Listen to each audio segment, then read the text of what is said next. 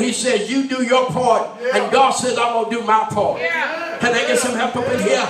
Amen. So he said, don't become so fixed-minded on the things of your life that you focus upon it and that you begin to worry about it, that you begin to panic about it, that you throw in the towel and you say, oh, I'm intimidated by it. No, Jesus did not suggest, amen, to be needless, to be careless and don't take these things in consideration. What he was saying is, don't get so far involved in it, because that's my responsibility. You see, you do what you do, boo, and God will do what he's going to do. Can I get some help up in here? The Lord is not going to do what you're supposed to do. Do your part, and he'll do his part.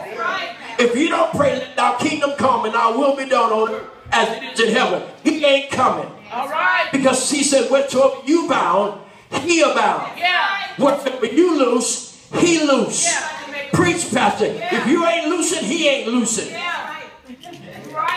Listen, listen, listen, listen. Listen. If you ain't loosing, he ain't loosing. Preach, pastor. Hello up in here today. But listen. If you ain't lendering, hey man, he ain't lendering. He ain't loosing. Preach, pastor. And so it is. He's going to do what you're going to do. You take one step and he'll take two. Preach up in here today, pastor.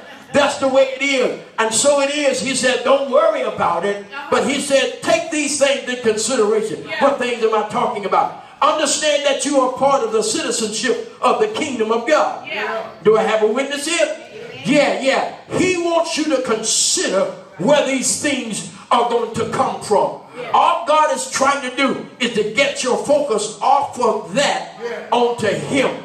Get what? Off of the trouble, and know that the preach, pastor, God is able to supply all of your needs. The problem is we get entangled, confused, focused, turmoil, intimidated, trouble about the stuff that we're going through, instead of taking our eyes off of it and putting on the one who has the answer. I know that you need resources, you need money, you need finances, you need clothing, you need friends, you need family.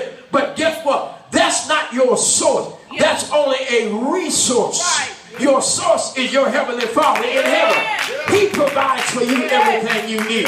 So stop looking at all of these needs and start looking at the one who meets the need.